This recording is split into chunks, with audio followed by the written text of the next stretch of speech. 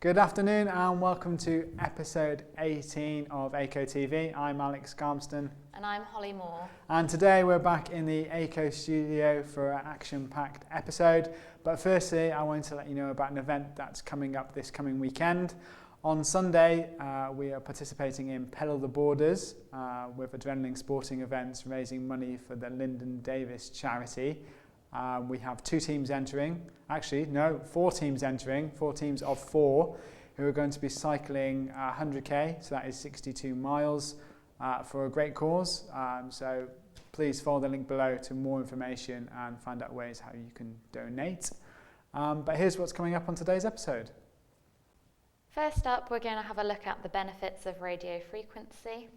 Then our RSM Alex Parker will be sitting down with a member of the Sanctuary group. Then we're going to take a look at part 2 of the Leeds Smart Home Healthy Home project. And then we'll finish with our FAQ, what accessories do AICO supply? We begin this week's episode with our regional specification managers, Paul Barret and Steve Bulley. And they're going to be discussing radio frequency, which is a technology that's used in many of our alarms here at AICO. So they're going to discuss the technology, where the future of radio frequency might be heading, and they are also joined by Paul Waterman of Charge Electrical Contractors to discuss how he uses AICO's radio frequency devices. Welcome to AICO TV. Thanks for joining us today. My name's Paul Barret. I'm the Regional Specification Manager for the South Coast. I'm joined by my colleague, Steve Bulley from the South West. Thanks for having me today, Paul. It's a pleasure. Yeah. So what I thought we'd do today is talk a little bit more about RF. I mean, obviously it's been around as far as AICO are concerned for a long time, since kind of the beginning almost. So we had RadioLink, and then we had RadioLink Plus, and we're now currently at SmartLink. So really, I personally speak to contractors that sometimes say to me, oh, you mean you can interconnect via RF, and they're kind of quite surprised about it. And so I thought we'd better kind of discuss it a little bit more and what the advantages are apart from just the interconnection, really. Do you get people kind of saying that to you, or do you find people kind of generally know now? Very much so. I mean, it's education, which is obviously a big part of what we do. So training the contractors in BS 5839 Part 6, and that document's really clear on interlinking. So very simply, if one goes off, they all need to go off. And 2 ways of doing that, either using the old sort of style way, the cable to do it, or wirelessly. And again, all perfectly compliant in the British standard. And then the added benefit as well with the data extraction. So as we move into this new world of data being key to everything, it's a double whammy, really. And most people, yeah, absolutely, in general, get really behind it, because the cost savings have been clearly demonstrated time and time again, with offsetting against ripping up floorboards, carpets, and all the rest of it. Well, we're going to have a chat with the contractor later, aren't we? One of the guys we got Paul from Charge Electrical joining us a bit later on, from Gillingham, from sunny Dorset. So I don't know if the weather's any better than it is from here, but yeah, Paul will be with us later. Yeah, so house coding, as the kind of name suggests, is a way of connecting the system together, and it really is very simple. All you need is a special AICO pen or a screwdriver, and there's a little slot here. And basically, when the detectors are manufactured, they come out and they will talk to or communicate with any other device that hasn't been house coded. So if you don't house code it, and there's a load of detectors along a street, for example, they might all go off if someone pressed test, if they've not been house coded. So that's the advantage. So it makes it specific to that actual that system. That really is key, I think, Paul, is sealing it down. It's a dead simple process, like you said, with that screwdriver pen, that whenever I pull up somewhere, contractors sort of dive on my boot like they do with everyone to get hold of those. But yeah, it's a dead simple process, the house coding. It's following the flashes. but sealing it is dead important. And otherwise you don't want the whole streets going off or blocks of flats maybe. Does happen. Yeah, so as I said, we started with RadioLink and then progressed to RadioLink Plus, and we're now on SmartLink. And as the name suggests, that's a way of keeping the data in the detector itself, and then obviously transmitting that data to other devices, and more importantly to the gateway. So the gateway is a small box, works on a SIM, mains powered, and that then sends the information that's collated from the system to the cloud, and then can be viewed via a web portal anywhere in the world effectively.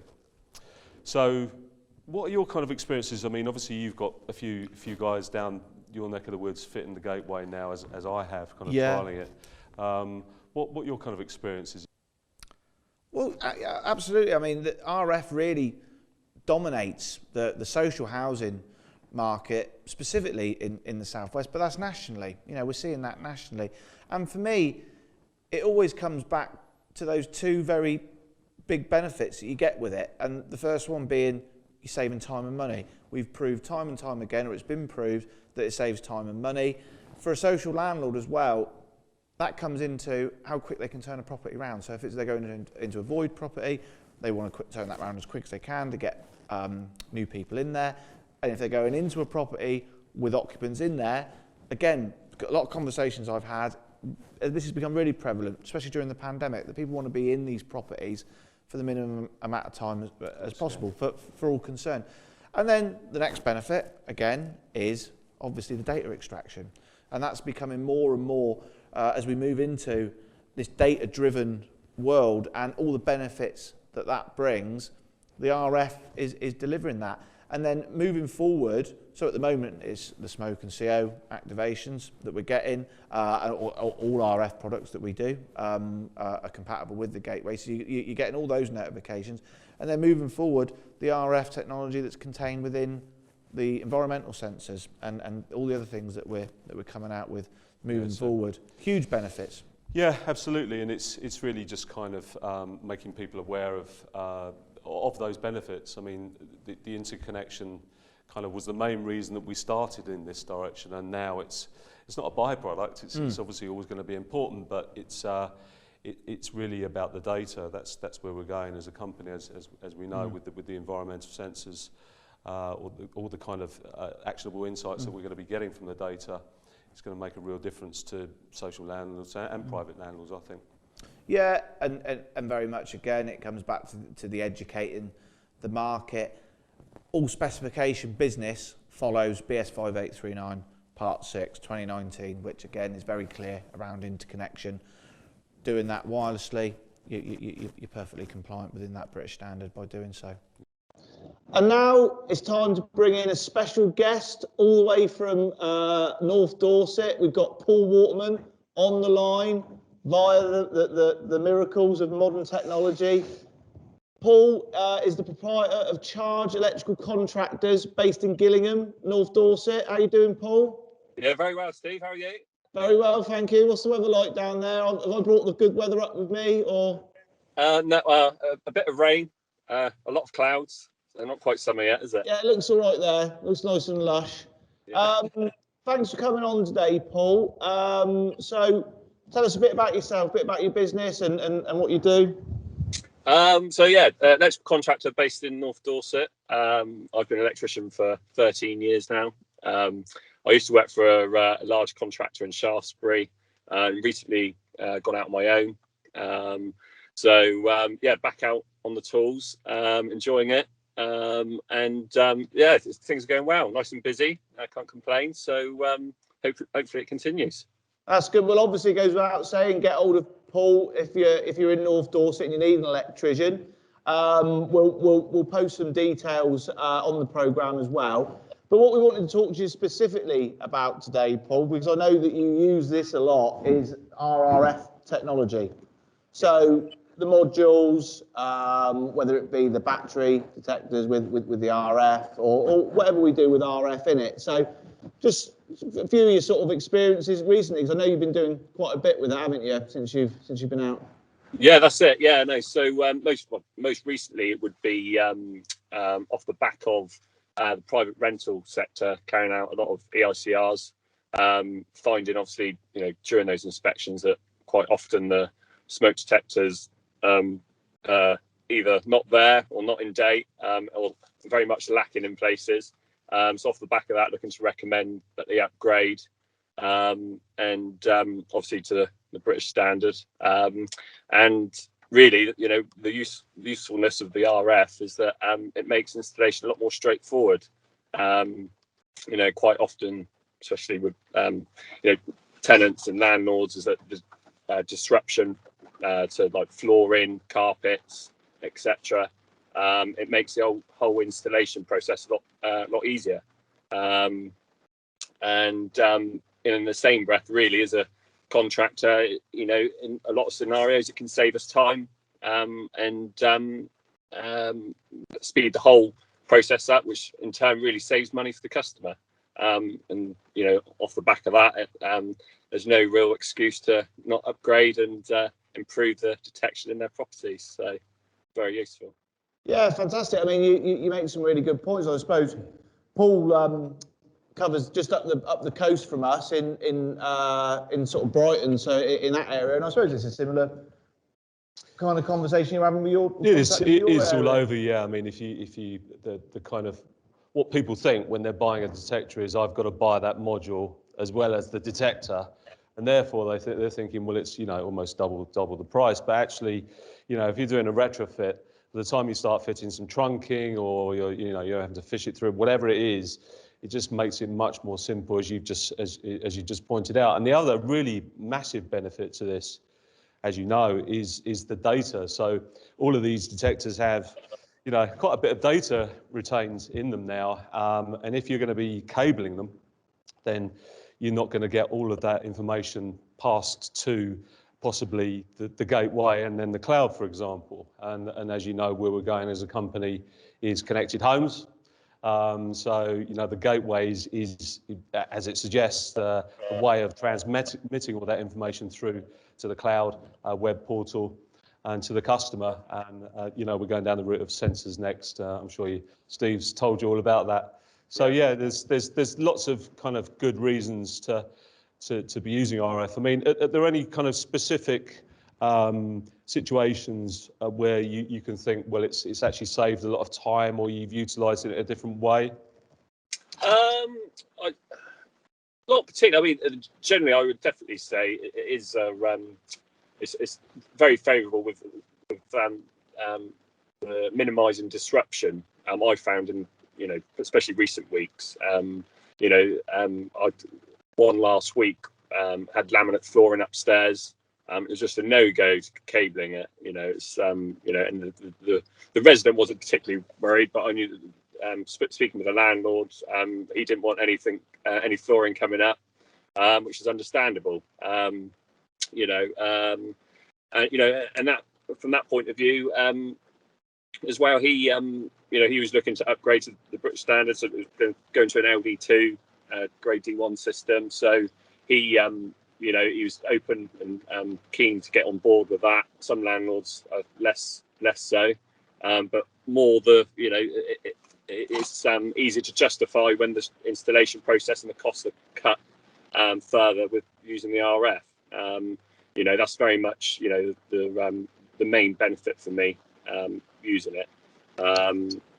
So yeah. I was just going to say, have you always used the kind of RF basis? So at the start, so we've been as a company kind of through a process on the roadmap of where we are, and obviously we're at SmartLink now, but it started with the radio link. So did you start with that kind of? Was that where you kind of began? Yeah. So definitely, yeah. No, I mean that straight away made it was the first step in really making the installation process a lot more straightforward and less disruption. And it's hard to I think the time before that now, it's the go-to thing to save yourself some time, so you can get on to the next job, etc. Do you find Sorry, do you find that kind of when, say for example, you're doing a quote, do you explain the situation of why it's going to be more? Because obviously that's the kind of that's the issue that contractors are up against. Because if they're just buying a detector, all they've got to think about is the labour and putting it in.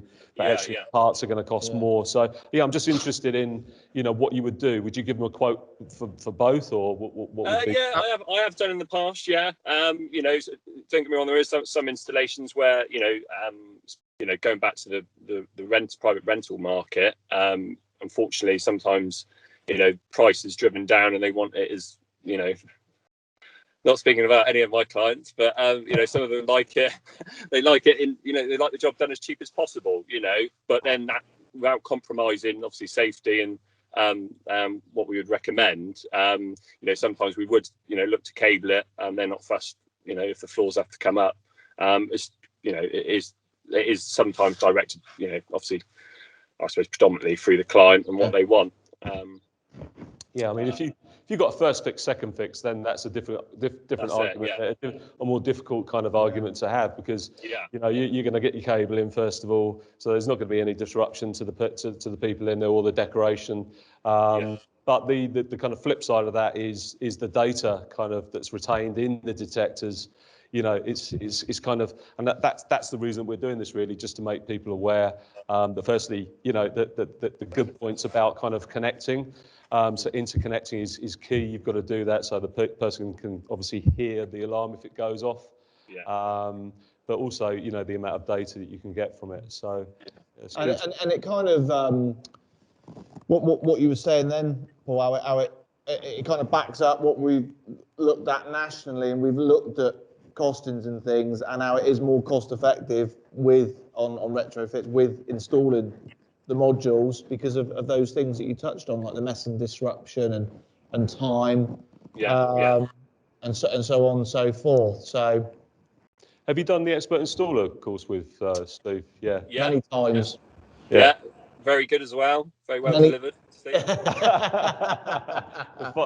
is on its way. Well, thank you very much for your time today, Paul. Really appreciate it. So Charge Electrical Contractors, based in Gillingham, good family-owned company.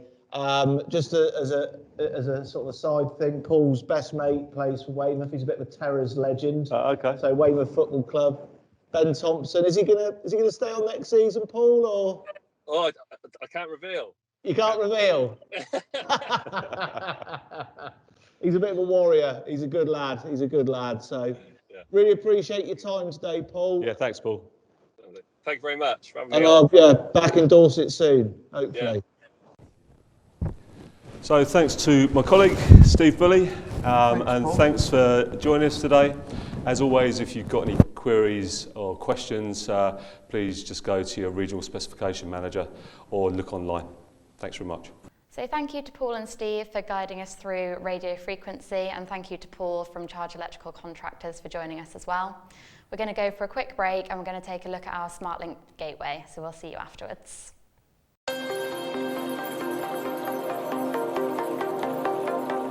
Introducing the SmartLINK Gateway and Cloud Portal service from AICO. A new and innovative product developed with registered social landlords and housing associations, giving you complete control and reassurance when monitoring and maintaining your stock of alarms through SmartLINK Cloud Portal. Easy to set up, the gateway is a roaming 2G GSM-based device, ensuring maximum connectivity possible without the need for local broadband or Wi-Fi services, increasing efficiency while remaining compliant with legislation. Featuring real-time alarm status, fault status, text alert and email notification capability for both fire or CO and fault events, as well as installation reports and replacement and fault reports. The SmartLINK Gateway and Cloud Portal service is your total solution for alarm maintenance and asset management. The smarter way to check your tenant safety at any time. SmartLINK, a revolution in tenant safety. Welcome back to AICO TV. We really hope you enjoyed that advert about our SmartLINK Gateway. For more information, please visit our website. But now we're going to take a look at the second segment of AICO TV, and that's with the Sanctuary Group. our Regional Specification Manager Alex Parker sits down with Paul Merrifield, Senior Learning and Development Partner for Sanctuary Group. They're going to be discussing Paul's role within the group, how there's a skills shortage within the sector, and how both Sanctuary Group and AICO share the same values. Let's take a look at the segment and see what Alex and Paul had to say. Hello, I'm Alex Parker, Regional Specification Manager for AICO. Today I'm joined in the AICO HomeLINK TV studio by Paul Merrifield, Senior Learning and Development Partner for the Sanctuary Group. Welcome, Paul. Thank you very much for having me, Alex. No worries, it's our pleasure to have you. We've had lots of conversations along the way to do with your role and how you can impact the industry. It's great to have you here though. So first of all, would you want to start off by giving us a bit of an overview about your role and how that looks on a day-to-day basis? Certainly, Alex, yeah. So, I mean, obviously, learning and development is a large field. We look after many members of staff, but myself in particular, my remit is to look after the trade operatives. And within that area, we look after the gas, plumbing, electrical, fire team, specification for all these, and also compliance training for them. Are we talking now formal qualifications, external companies such as like City and Guilds, apprenticeships, or are we talking just specifically, things like CPD? Yeah, we certainly do apprenticeships. We've got our own in-house apprenticeship body who actually have won numerous awards for their apprenticeship programme. We do City and Guilds. We do an awful lot of various training, whether that's in-house or diplomas or external, whether that's FPAs or could be logic training or plumbing training, whatever the need may be, really. So in terms of the CPD focus, we do a lot of CPD training for people throughout the industry, and we do our own expert installer program, which members of Sanctuary have gone on to do recently, in fact. How important to you is the CPD side of it? CPD is vastly important, Alex. So many of our operatives and those operatives within the industry could do their qualifications 4, 5, 6 years, maybe even 10 years ago, with very little in the area of refreshers. So continual personal development is very important, and we're better placed to get that from the manufacturers themselves. We tend to find that if we go to the manufacturers, we not only get the quality of training that we aspire to and that meet our standards, but also we get the up-to-date regulations and the up-to-date knowledge that manufacturer is actually offering. Yeah, it's very relevant at the moment, certainly in terms of fire, best practice and compliance, and carbon monoxide as well, obviously. CPD is a massive part of what we do on a day-to-day basis. Mm-hmm. Do you have to do or complete a certain amount of CPD hours on a yearly basis, or do your operatives have to do that? Yeah, so at Sanctuary, we've actually introduced very recently a CPD platform, and that's working in partnership with multiple manufacturers and multiple stakeholders. And yes, we are aiming to meet the minimum requirement of CPD hours. Fantastic. And is that the same across all trades, whether that's whether you're an electrician, whether you're a carpenter, whether you're a plumber, gas engineer? Is it similar in terms of the amount of hours you need to complete, or does it vary from trade to trade? Well, obviously some trades are more in-depth than others, Alex, but yes, we believe in the equal opportunities for every employee, and CPD will be given to every employee at the same amount of hours. It's just how that's levied to which direction and which is more important at that time. You mentioned earlier on about the importance of manufacturer-led CPD training. How important to you are external stakeholder partnerships? Very important. We build multiple stakeholder relationships within the construction industry. This has a multi-layered reason why we do it, one of which is that we get up-to-date information. We could phone somebody, we could ring them, we could get in touch on LinkedIn, And also, if we're at a venue and we're talking about the latest CPD or the latest item that's come on the market, or in actual fact, a new compliance regulation, we might be ahead of that curve. We may hear about it early, which will also enable us to put it in our budget and prepare for it. Yeah. So you mentioned earlier on, your job title is learning and development. What's the difference here? Well, many people's perception of L&D is very different, and it's very open for interpretation. But learning is just one side of it. That could be compliance, that could be, in actual fact, teaching you that particular area or increasing your skill set in that area. But the development mustn't be forgotten either. That's looking to people's future, that individual's future, and how best we can improve that for the individual. And within Sanctuary, we have actually got a development programme and aspiring managers programme, which is led by another team within Sanctuary. Now, is there a skill shortage in any of the sectors that within the Sanctuary group, or just the wider industry, the construction industry? Yes, there are, Alex. I mean, the skill shortage was flagged about 3 or 4 years ago, and one of the reasons why I personally came into this role. Quite frankly, I think a lot of people have got the knowledge. It's the old saying, really, we need to hand it on. But yes, there is a skill shortage. It's not so much at this present time in gas engineers or plumbers, because a lot of people went down that avenue. But certainly electricians, we have a shortage of. We also have a shortage of carpenters in the industry, and also FPAs. With the new regulations come along, obviously there is a greater need for FPAs, and those assessors, they are out there, but they are in great demand. So what risk does a skill shortage pose to the wider construction industry? Quite a large one, really, Alex. If we don't invest in young people coming into the industry, or retrain to those who want to come into the industry, we are going to have a shortage of trades personnel tomorrow, but also today.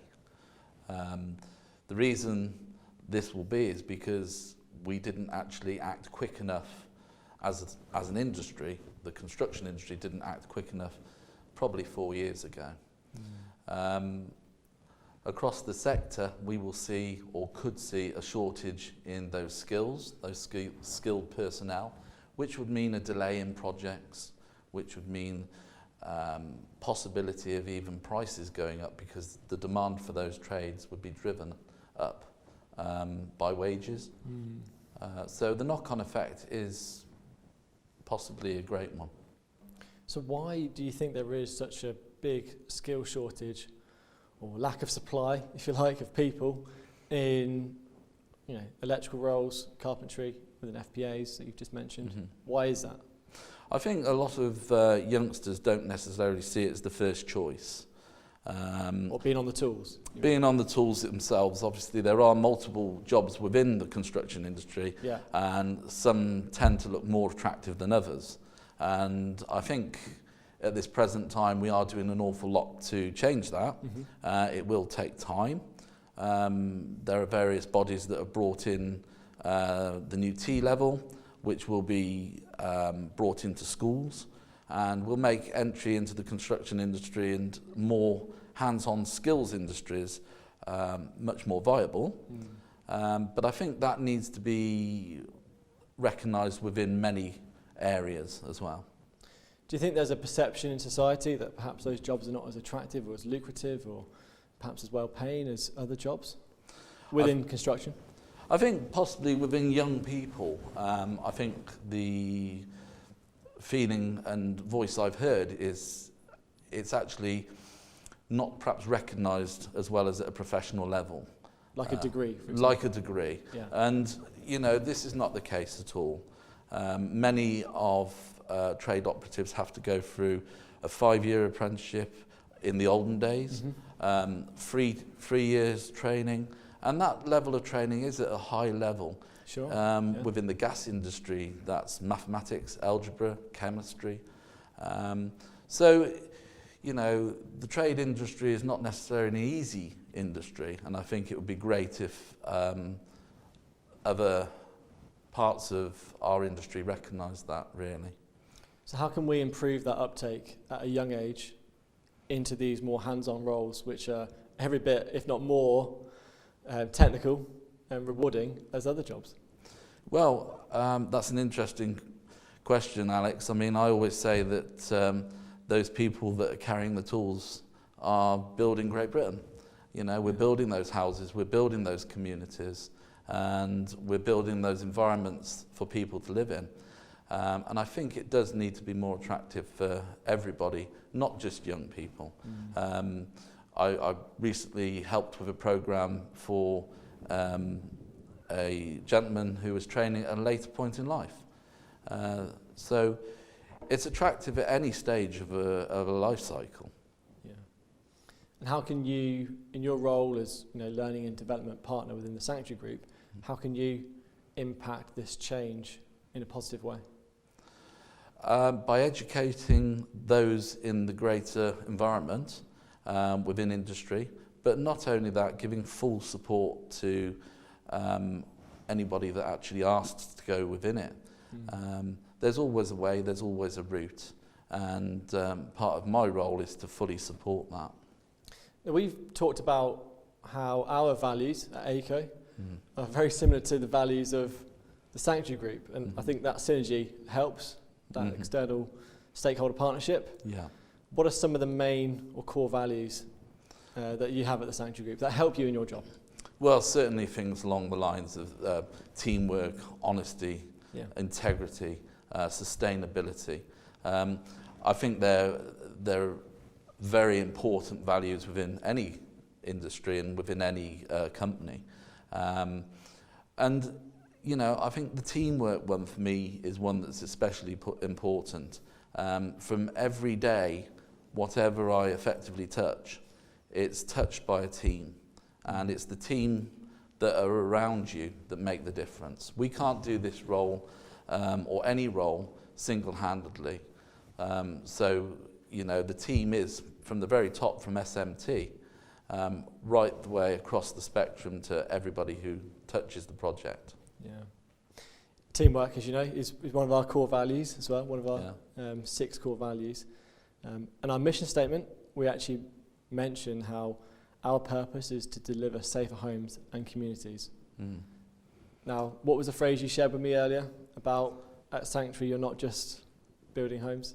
We're not just building homes. We enjoy building good quality homes, but I feel we're also building communities. Yeah. And, you know, I've seen many of the projects that our development team, again, a separate section within Sanctuary, but our development team roll out some really, really high quality, high caliber housing. And those housing sites then go on to become positive communities. Sure. That's really rewarding to see that, you know, if that is running through the whole of the group, that feeling that we're not just building homes, but building communities, it will have a positive impact throughout the country. I think, Alex, that we're all driven by the direction of our very senior managers, and I think we know our direction, but we're also all very passionate about it. Yeah. And passion is one of our core values as well. Going on to then the future of learning and development, where do you see that, not just within the Sanctuary Group, but the wider construction industry? I think it's become a more flexible and, dare I say it, slightly more exciting, because of the relevance and the situation we've seen us in over the last sort of year or so. Technology has enabled us to reach out to more people. One of our areas that we have is in northern Scotland.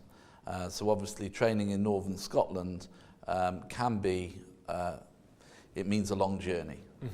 So Obviously, with technology, this has enabled us to roll out more training to operatives in Scotland and also in areas of southern London and areas that are predominantly quite difficult to get to. So I suppose for all companies, it's going to mean that there is a modernisation of training, the ability of how it's delivered, and also I think the quality of it. I think the quality of training has risen, which is fantastic to see.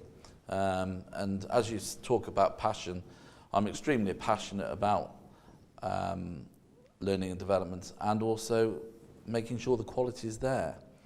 One of the things that I make sure that we carry out is whenever we have the offer of some CPD, I always meet with the individual that's offering it, and we go through it to make sure that it meets the aims, means and objectives, and also the equality and diversity policies within Sanctuary. Sure. So that it actually meets what we're actually looking for rather than just a significant rollout. Sure. What would you say Sanctuary does really, really well in terms of learning development that just the whole wider industry could learn from? I think I'm very lucky because I sit within quite a large L&D department, which aim their direction in multiple disciplines. So that could be senior management training, e-learning. We've got a good amount of resources available to us.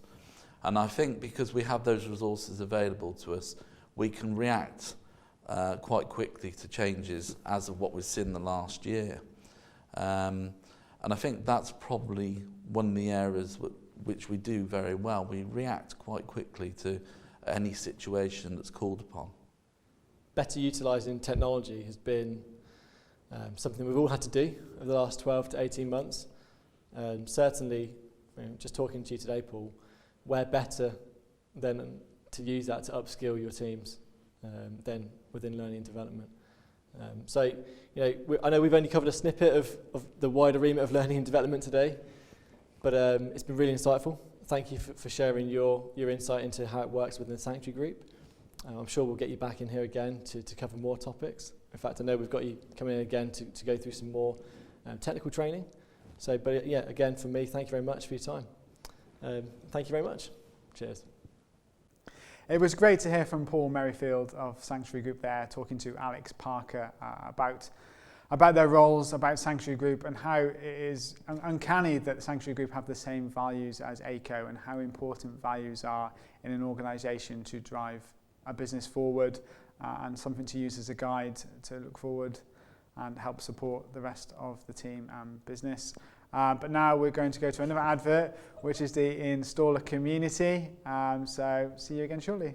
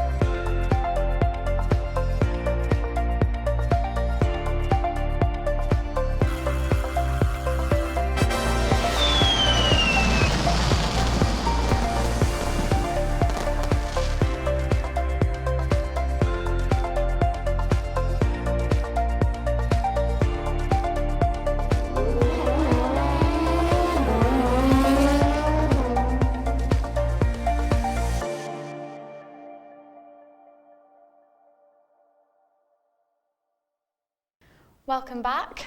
You've just seen an advert for our installer community online, which is a dedicated platform for our expert installers.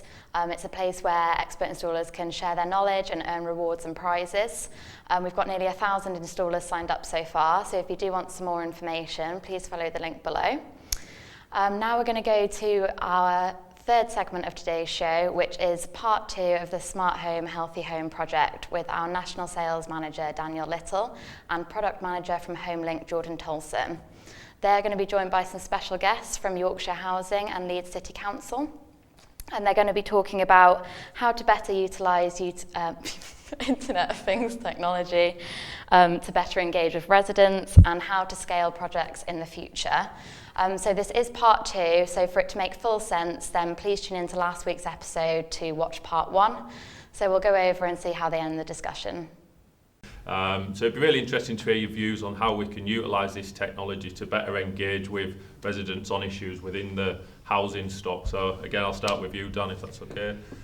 I think our feeling is that it will allow us to have perhaps a different style of conversation with our tenants. So we are used to we undertake an annual home visit, and it tends to be quite on the doorstep, and for a lot of tenants it might only be when there's a problem, and we're not in a position where we necessarily have two-way conversation with them and following things up. So I think for us, it will, using something like the resident app that you've mentioned, Jordan, I think it will allow us to have a more regular conversation with them, and hopefully not just when there's an issue developing, but actually a more regular conversation about the state of the property and anything they could, and perhaps move it on to different issues. So if the issues are sorted quickly and with minimum problems, then actually we can start talking about other things about that we might want to talk about to them, and they might want to talk to us about.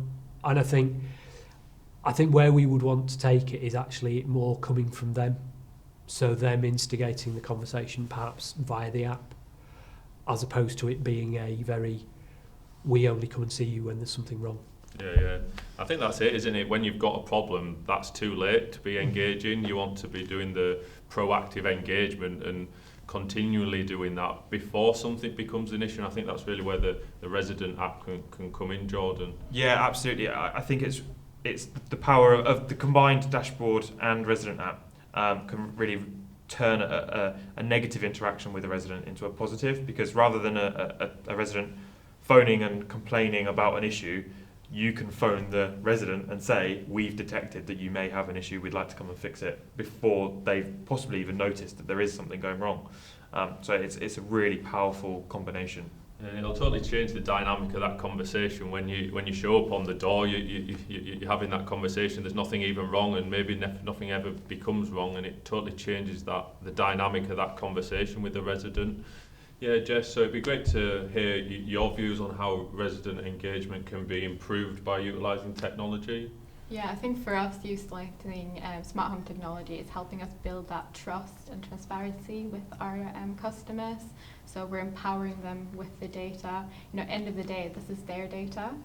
And I think sometimes we forget that. It's something we should be servicing for them. They should be given that visibility so that they can make their own decisions and their own actions based on the information that we're giving them. And I think as well, we need to consider the fact that every customer is different. So every customer is going to want different types of information, different types of data is going to be valued for them. So it's how we personalize the experience to each and one of our customers to give them the right information at the right time, which is relevant to them. Yeah, no, that's great. Just picking out one word from that answer is empower. So just linking into the ethics research that Sam Collier was doing at Bristol University, one of the things that stuck with me when I listened to his presentation was that the data should empower the resident, not give power to the landlord. And I think that really is crucial. I don't know if you can maybe be able to talk a little bit more about that research, Jordan, and why it is so important within social housing. Yeah, it is really important, and Sam's done a fantastic job. I mentioned some of the phrase that he coined earlier on with the elasticity of acceptance of technology. And it's that ability for residents to change how they interact with technology as they build the trust and that transparency. And again, the HomeLINK app is a vital part of that. The empowerment that they can get from, we heard one story the other day just about how they've realised that the reason their houseplants are dying is because the humidity is too low in their rooms. So even little things like that can improve that quality of life, understanding why your plants are always dying. But then it goes to the slightly more extreme situations where you've got condensation, damp and mould, or poor air quality within your living room, or whatever it may be that we're picking out. It'd be great to understand the main challenges that you see with the implementation of smart home technology within social housing. So I'll pass to you, Dan. I think one of the challenges we expected, and it's probably not manifested as much as we expected, was the pushback from residents because they don't want this technology in their homes. I think the sort of scaremongering around spying and how we might use the data to understand what their sort of comings and goings, and also a little bit of the last conversation we had was perhaps not with them was not positive. The next conversation is, can we put these sensors in your home? You can see why some people might not see that as a positive. I don't actually think that's been as bad as we expected, and quite a few of the people who are in these projects welcomed the idea and felt they were, not only was it good for them from a personal point of view, but actually they felt they were doing something to help because we were getting to understand these kind of issues better. I think the other challenge that we're always very keen to try and avoid was the installation of that sensor causing them issues in terms of using their electricity or using their broadband or those kind of things, because the last thing we want to do is incur any costs, especially when it's us trying to, a piece of proof of concept work. It shouldn't inconvenience them in any way, the tenants in any way. So I think that was one of the challenges we sort of knew might come, and we've, working with you guys, tried to avoid wherever possible and minimise the disruption but the inconvenience for tenants where we can. Yeah, I think it highlights how important projects like this are, because you come into them with these preconceptions of what the challenges might be, and you just might not be the challenge at all, and the acceptance might be there. It's really interesting to hear that the acceptance has been there for the new technology, and I think there's a danger that we might have, because of the scare stories, might have gone, it's not the right time. Well, so let's leave it 5 years or whatever, because we don't think we'll get tenants who want to be involved. But actually we've been, pleasantly surprised how many tenants do want to come forward. Yeah, I think you always got to get it as well, where there will be a small minority that just don't. We find it even with fire safety, so upgrading systems from what used to be the British standard, which was a couple of detectors, now putting a heat alarm in the kitchen, smoke alarm in the lounge. Some residents are just dead against that for some reason. When you think it's actually for their safety, you'd have thought they'd embrace it because it's the system's there to protect them and their family as much as anything else. But yeah, it is interesting. Richard, I don't know if you want to talk about the challenges you faced or you thought you might face and then didn't ultimately face. I think having all the data and being able to respond to it, so respond and interpret it. So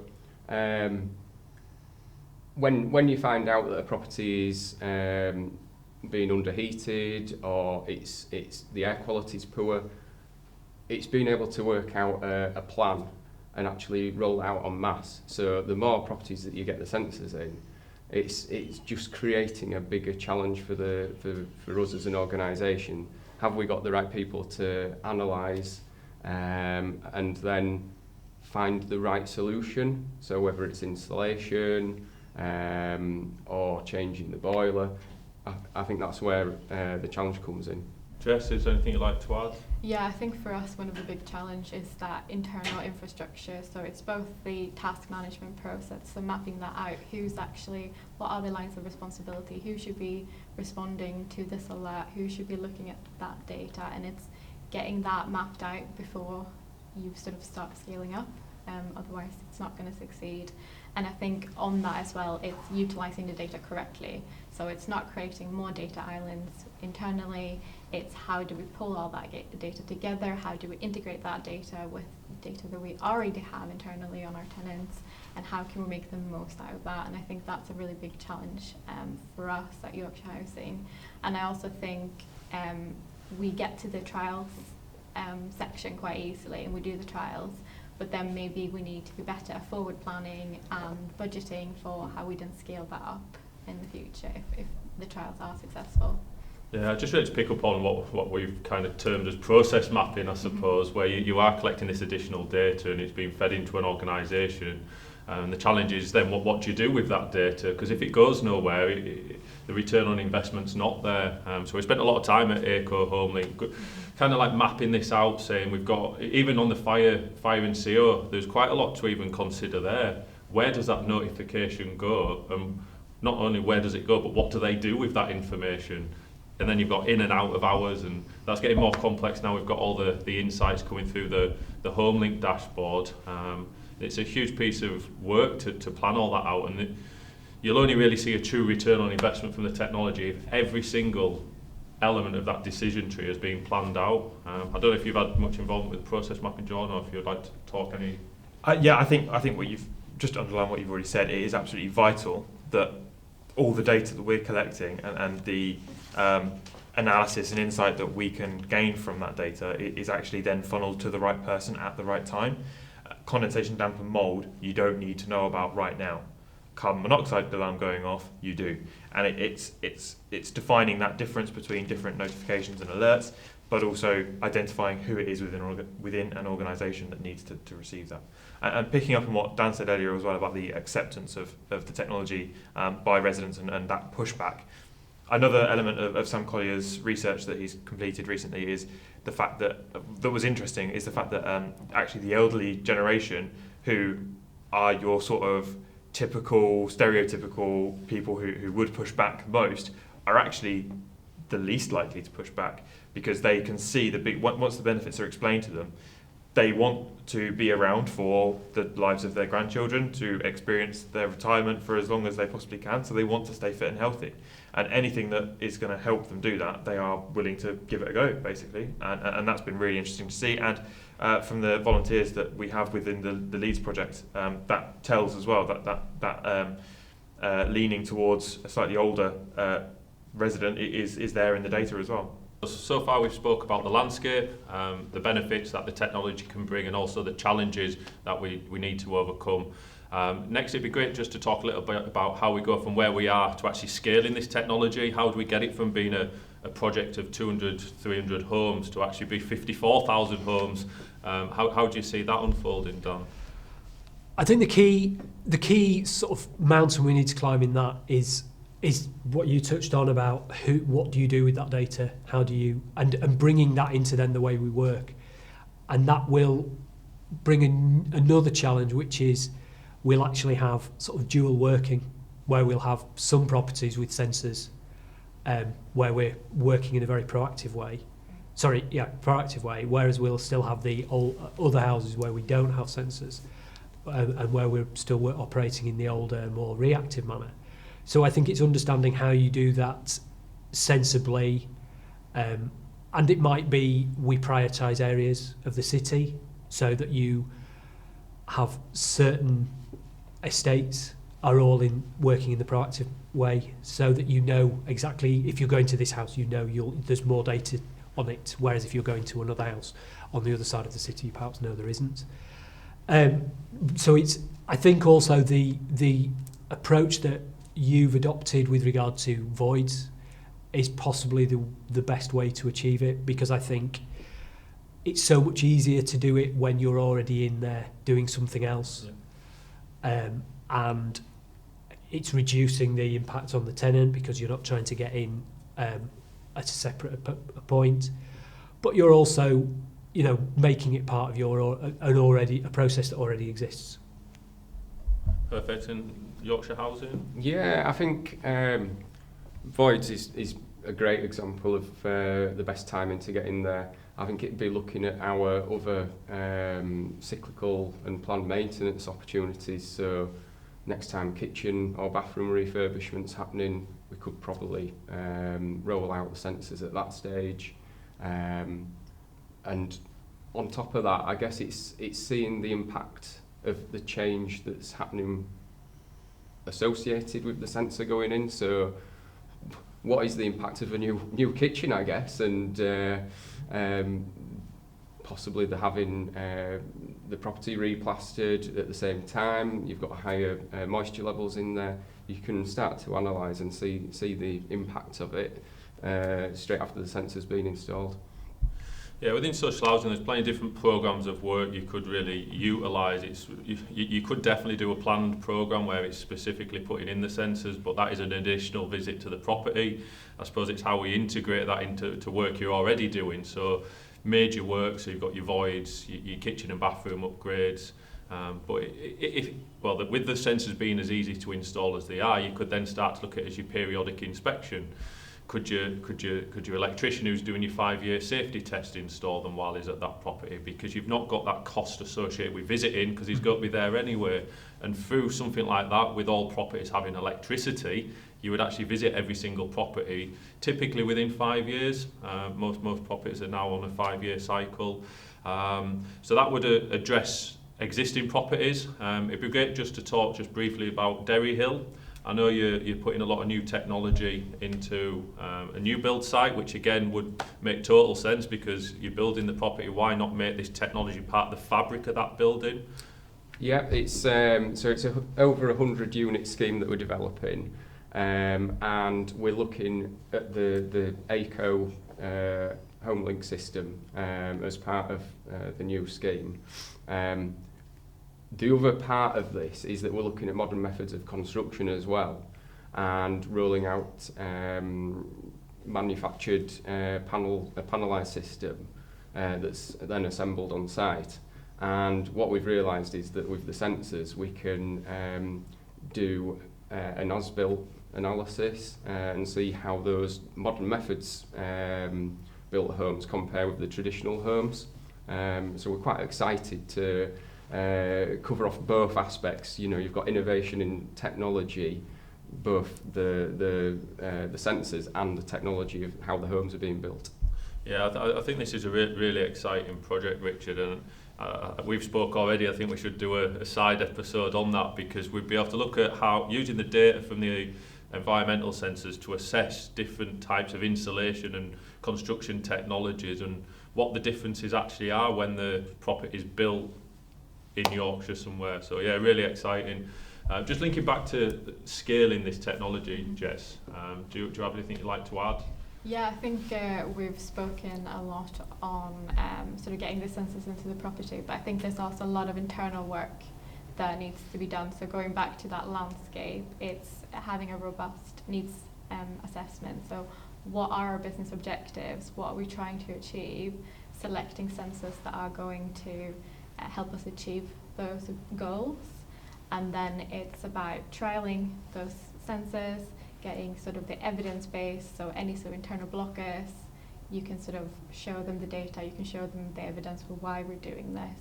And then going back to that conversation about the process mapping, so making sure you've got a plan in place for who's going to be managing this system, especially when it's in that hybrid phase. So you've got some properties on the sensors and you're gathering data, and some properties you don't. So it's who's managing both of those processes at the same time.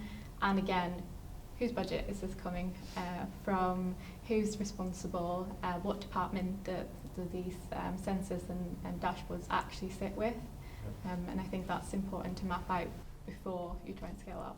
Yeah, definitely. The stakeholders within an organisation that this technology touches is pretty much every department in some way, shape or form, which is unlike anything we've ever been involved with before. So from the fire safety side, it'd be typically compliance, fire safety, health and safety, M&E, electrical, compliance, all those sorts of departments, whereas now we're talking more to the resident engagement team, tenant liaison officers, property surveyors. Literally every department of a social housing provider would be or will be affected by this technology, and they all need to see the benefit, because that's again where we see the true return on investment. And just final from you, Jordan, just on the scalability, how do we go from project to full implementation of this technology? I think projects like the one we are completing with you guys is vital, because it's going to provide that justification and that proof that there is value in these projects. So, you know, looking towards the end of this project, we'll be looking to build the business case that's resulted from it. Really analyse the results of both the dashboard usage and the resident app, and the effect that's had on the residents' homes. And from that, you know, we hope to be able to show that the massive amounts of value that are possible from schemes like this. And then, yeah, I think that the scalability definitely comes from that cyclical maintenance or voids is a key one for us. And from there, it just becomes how each individual organisation wants to do it. Whether it's, you know, target an estate, and maybe as the houses in that estate become void, fill it with our technology, and then move on to the next estate, or whether it's just whenever a void comes up. I think that comes down to an organisational decision, but there are different options and opportunities there. The final part of the conversation, I'd really just like us all to talk a little bit about the future. So how do you think 5-10 years down the line, what do you think the future would look like for smart home technology within social housing? So Dan, if you want to kick us off. I think in sort of in 5 to 10 years' time, this will be, wherever possible, the norm. I think the one of the things that Leeds City Council is very focused on is that idea of data-driven decisions. So wherever possible, you can use technology to give yourself the data, which gives you then the insight you can form those decisions on. We will be using it, so I don't think it will just be in our social housing. It will be in lots of other things we're doing as well. But yes, I would think that in 5 to 10 years' time, houses in our portfolio that don't have a sensor will be the outliers, as opposed to now where they're the norm. I think that sort of picture will have shifted completely on its head, and it will literally just be, we haven't got to these yet because either the tenant's reluctant or the connectivity isn't quite at the state it needs to be. And I think that's been an interesting thing that's come out of the project is that the LoRaWAN network we have in Leeds is very good, but there are some spots where it's perhaps not as good as we thought. So those two sort of reluctance perhaps from the tenants, or not quite being as connected in that area as we would like it to be, might be the barriers. But otherwise, I think, yes, these sensors will be in, these type of sensors, and perhaps other sensors looking at other things will be the norm, because we want that data to tell us what's happening, to allow us to put our resources where they need to be, and also to give us the insight to make decisions. Thank you, Richard. Yeah, I think it'll unlock our ability to manage the properties, and thinking about how widely spread we are across the whole Yorkshire region for us. I think realising that we don't have to travel from Leeds to Scarborough just to find out what's happening in that property, I think that will really drive us to roll out across the board, so that we can better manage the home. And coming back to what we've said again before about not disrupting the customer, I think it's probably going to be the biggest revolution in social housing. And as a specifier as well, on new build properties, it's a big change. It's not just specifying the performance of the walls and what roof tiles we're putting on. It's quite different, really, that as a building surveyor, I am now incorporating the technology side as well. It's a real culture change, I think, for organisations and colleagues. Well, Jess? Yeah, I think if you just look in the past 5 years, the technology has come so far already, and we're seeing the rise of smart cities. Leeds is becoming a smart city. This technology is only going to get more advanced. The costs are only going to get lower.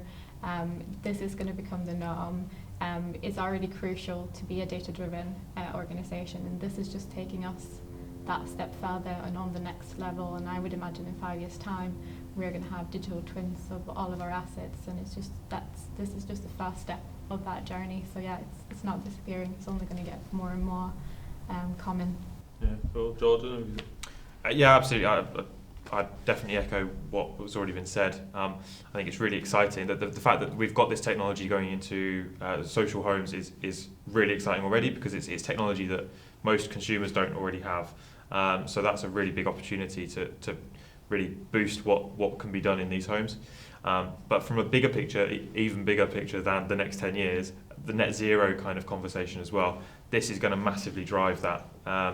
Again, data-driven decisions is going to be vital for looking at net zero capabilities and opportunities. So yeah, it's a really exciting time. Yeah, I think saying that came across the other week was you overestimate what you can do within 1 year, but you drastically underestimate what can be achieved in 10 years. And I think in 10 years' time, when we've got 10 years worth of data, the decisions that we made will be so much smarter than they are now. We are just putting sensors in for the first time, which is really exciting. Pioneers really putting all these sensors in, so we've only got a small data pool to go from, but the artificial intelligence and machine learning, once we've got a 5 years, 10 years worth of data, we'll be predicting things way before they're even starting to happen within that property. But yeah, it's been fantastic to talk to you all today, and great to meet you all in person finally. I know we spent a lot of time on calls on Zoom and Teams and things like that, so it's great to actually get into a room and have a conversation. I don't know if anyone's got any final thoughts they'd like to share, final words. The benefit is ultimately for the tenant. They are getting a better environment in which they are living, and then that will probably hopefully lead to better health for them. They should, that knock-on effect. So it's something that benefits us as an organisation, but also benefits the tenant, which is a great win-win. Yeah, and I think that's a great thing to finish on, putting the resident really at the centre of everything that we're doing, and how this technology can provide a better service and home for them ultimately. Cool. Well, thanks a lot all for your time today, and yeah, thank you. Thank you. So we hope you enjoyed that panel discussion about the Smart Home Healthy Home project. It is nearly all we've got time for today, but before we go, Alex is going to tell you about this week's FAQ. Yes, I am. This week's FAQ is presented by Dave Jennings of the technical team, and it's looking at the accessories Aico supply. So let's pop over to Dave and let him show us what we supply as accessories. Once the alarms have all been installed, you may need to have some accessories to help with the system. We have a mixture of accessories. It can be done via hardwired or radio link. Below is just a few of the samples that we have. The first one, which is the manual call point, can be done via a hardwired or radio link. So if you've got like a communal staircase and one of the specs is to have a call point, then you can include one of these call points. The other accessory we have is a sounder. So if you've got a balcony for outdoor use, or you need an additional sound, again, you can use this sounder. This is the relay base. This is the switch that switches your remote devices. So as long as you've got one of those in the system, then it will switch your device. The other system that we have is a strobe, a flashing beacon. They come in two colours, so you can have a clear or a red lens. So again, once the alarms have been triggered, you can have this additional strobe to activate. This is one of the alarm control switches that we have. So if you've got high ceilings, or if you're elderly, or more than 5 alarms, rather than actually going on a step ladder and pressing the test button, it can all be done from that switch. The other device that we have is a hardwired version, so it gives you the same features, but also makes you to test and locate the alarms. The top one that we have here is the deaf alarm kit for the hearing impaired. So again, once the alarms have been triggered, you can operate the flashing beacon and the vibration pad. This is the manual call points. This is a radio link version. We also do a hardwired.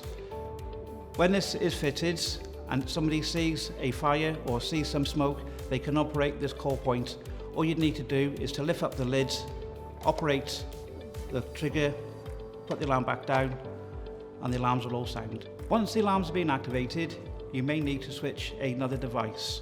What we have is a relay base with a volt-free contact, normally open or normally closed. As you can see, that's where your contact is. So once the alarms have been triggered, it'll send a signal to the relay to operate your either devices. Now, these can be beacons or they can be sounders. Here is an example of our products that we do for that. They're all IP rated, all for outdoor use. So once the alarms have been activated, you'll get a visual and audible sound.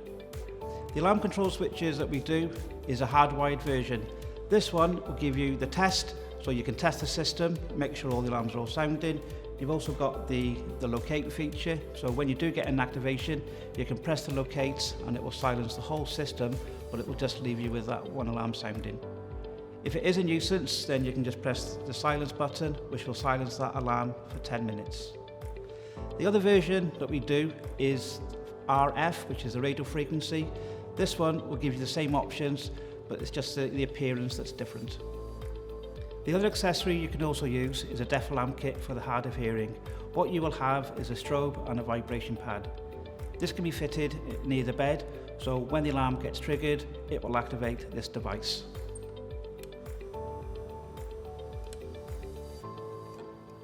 This will let the person know that there's been a fire incident.